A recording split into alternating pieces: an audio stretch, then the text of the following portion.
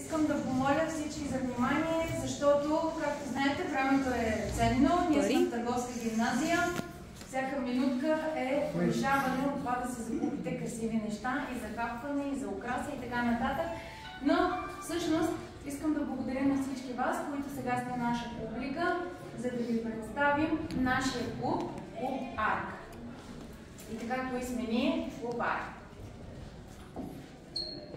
Ако живее само за себе си, то ти ще излиш това на земята, Сократ. С тази презентация искаме да ви запознаем с значимостта на екологичното образование, защото толкова много се говори за екология в днешно време, защо ние се казваме така, всъщност кои сме ние и с какво можем да помогнем. Заповядайте. Значимостта на екологичното образование, смятам, че няма тук присъстващ, който да не знае, че екологичното образование се основава на екологичния отпечатък, който хората оставят в нашия общ дом, планетата Земя. С нашето действие или бездействие ние допринасяме за промените, на които сме свидетели от години насам, все по-бързо случващи се негативни неща. Така че въглеродният отпечатък, който човек остава със своите действия, е видим. Това, което всъщност ние искаме да кажем на всички вас, че света, в който живеем, е толкова крехък и всичко е толкова взаимосвързано. Точно за това се стремим да призоваваме не само децата от нашето училище, но и общността, обществото, да обърнат внимание, да насочим тяхната роля към това, как можем да намалим този негативен отпечатък, като се грижим повече за въздуха, водата, почвата, горите, цветята, животните, как да рециклираме повече, как да намалим източниците на замърсяване. Всъщност, думата екология е с гръцки произход и се състои от две думи. Едната е ойкос, което означава дом, и другата е логос, което означава наука, т.е. наука за нашия общ дом – Земята. Всъщност всички ние трябва да знаем, че Земята, която в момента населяваме, не сме наследили от нашите деди, всъщност ние сме взели назаем от нашите деца. Точно това гласи една индианска поговорка. А защо се казваме така? Обичаме играта на думи и всъщност нашето име се роди съвсем спонтанно. Ако отворите речника по английски език, ще видите, че думата арк означава пивот, или всъщност това е онзи кораб, който Ной е построил, за да може да преживее потопа и да спаси човечеството, взимайки по два индивида от различни полове.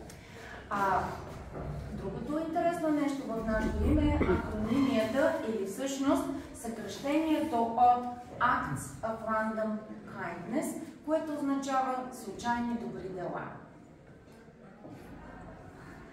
Логично е да си имаме и лого, както и печат. Идеята за логото се роди от тези два елемента, които представляват едно сърце и едно пиленце. Когато ги наложите, се получава тази красива картинка. Разбира се, платихме на бивш наш ученик да оформи това лого в графичен файл, подходящ за отпечатване, така че да може днес пред вас да изглеждаме по този начин. И това е Александър Горанов, бивш възпитаник на Търговска гимназия и с право нареква се Горка Приловец. Виждате и нашия печат Acts of Random Kindness. Надяваме се, че ви харесват, те си остават наш символ и запазен знак. Кои сме всъщност ние? Дита Габриела, Цветина, Маргарита, Мари, Светомир, Иво. и аз. Бъди добър всеки път, когато това е възможно. Това винаги е възможно, е казал Далай Лама. Здравейте, аз съм Танислава Нанева, от 8-я клас, съм добротворец в клуб Арк. Обичам да рисувам, да играя на народни танци, да творя сърцец. Моето любимо мото е: най-трудното нещо е да решиш да действаш, другото е просто упорит. Амелия Ерхарт. Здравейте, аз съм Валин Василев от 8-я клас и съм горд възпитаник в Търговска гимназия Васил Прилов. Нямам брат ми Добрин Василев, екофикатор, горд възпитаник. в търговска гимназия Васил Април. Обичам да спортувам и да слушам музика. Моето любимо мото е вярвай, действай, постигай на Огнян Павлов, Фая. Всъщност, точно такова нещо може да каже още един добротворец по бар.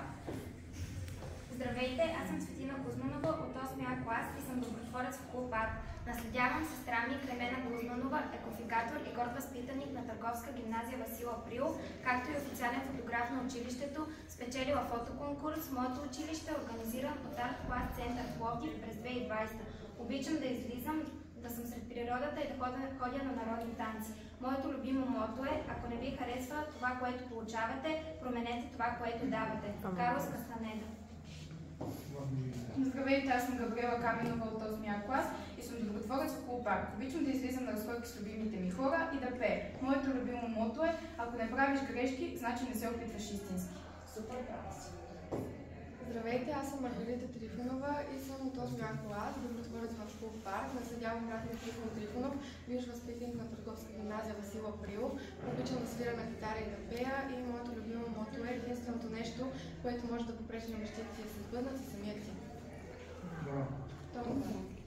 Здравейте, аз съм Седоров Пешев от 9-я клас и съм добротворец в клуб АРТ. Участник съм в екологичната инициатива от миналата учебна година Let's Help Party. Аз обичам природата, обичам да се разхождам след нея и да научавам повече. Обичам да рисувам и да разхождам кучето си, да изпълнявам задълженията си със старание. Моето любимо мото е: време да прекарам след дърветата, никога не се губи. Зеленото е цветът на природата.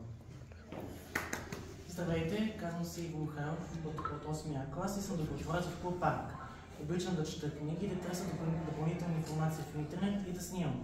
Моето любимо мото, по което си лично мое, е: пази природата, за да има повече живина и един по-добър свят. Браво!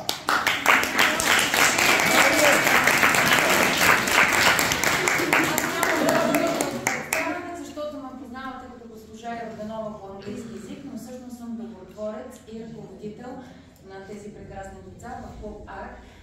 Заедно с моя колега Георги Колев Скипник, преди няколко години, 2019, създадохме един подобен клуб. Бих нарекла, че той е първоизточник, а ние сме неговото естествено продължение. Това беше идентификацията, която идва от няколко думички. Отново може да видите как обичаме да си играем с тях. Еко-природа, еко-отзвук, пикаре от латински означава правя, т.е. случваме нещата, правим ги и в същото време го правим от сърце, а искаме да има и отзвук. За съжаление, пандемията ни попречи този проект да продължи, но все пак идеята от него е попълнала и зрънцето, което читате днес, са моите прекрасни деца в клуб АРТ. Ние с него всъщност вярваме, че зеленото е новата революция и в тази предишна наша инициатива не само, че показвахме грижата си към природата, но и научавахме малко повече за това, как да оцеляваме в нея и какво да бъде нашето поведение, когато сме сред природата. Аз обичам работата си, старая се да бъде различна, да мисля извън кутията, старая се творческото и креативното и критическото постоянно да присъстват в това, което правя.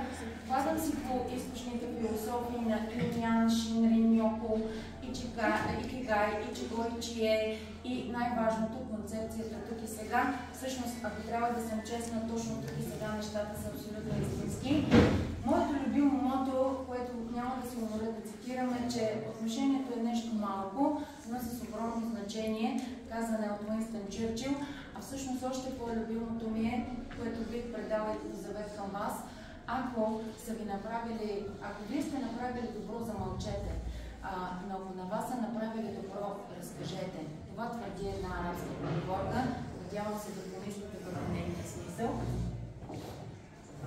Всъщност, как можем да помогнем ние в нашите вторнични часове, освен че получаваме допълнителна информация и разширяваме кръгозора си на тема екологично образование, ние всъщност творим, раждат се идеи. Абсолютно творчески подхождаме към нещата, които могат да ви доставят наслада, освен изработването на хранилките, освен дейностите, които са свързани пряко с защита на нашата природа, но всъщност ние предвиждаме да сме полезни с много неща, както и да се сътрудничим с другите три групи по интереси. арт работилница, реклама и дизайн и здравословен начин на живот. Които всъщност присъстват за своите щандове днес тук на нашия базар. Разбира се, ние сме тук.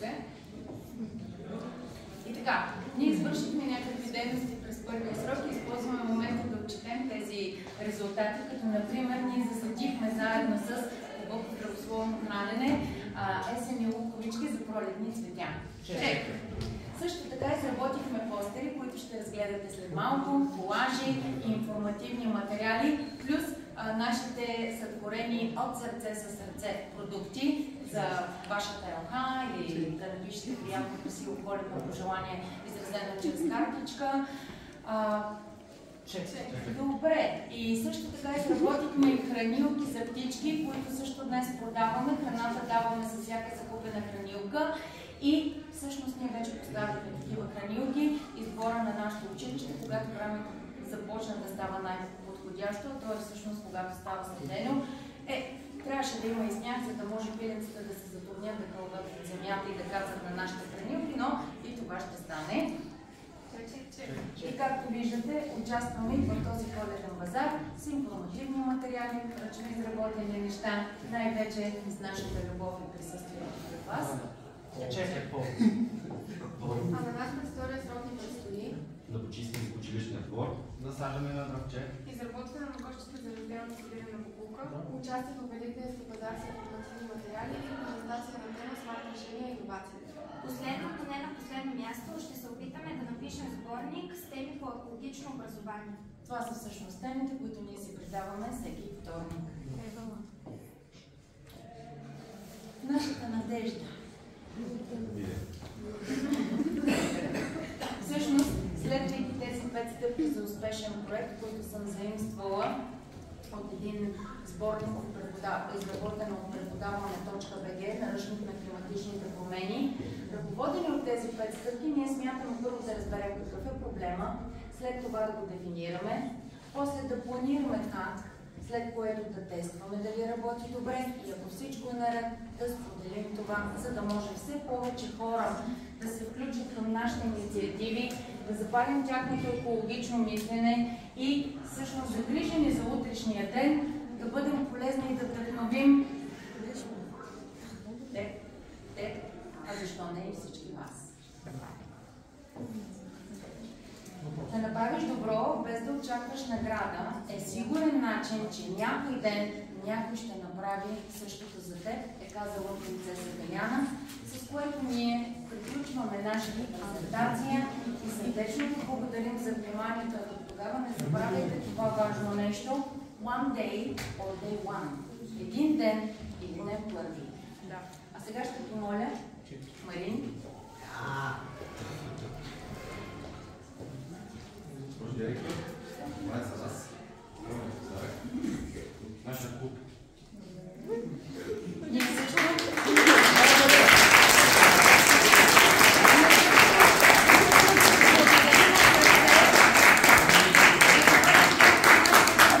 Толкова търпеливо изслушахме всичко това, което имахме да ви кажем. А сега ще помоля госпожа Манолева да каже няколко думи, след което смятам, че може спокойно да започваме с по-веселата част.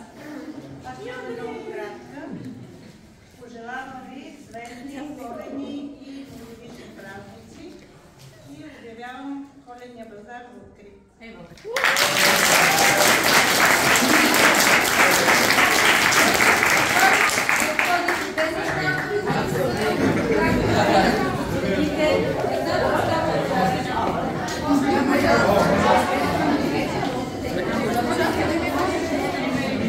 Thank you.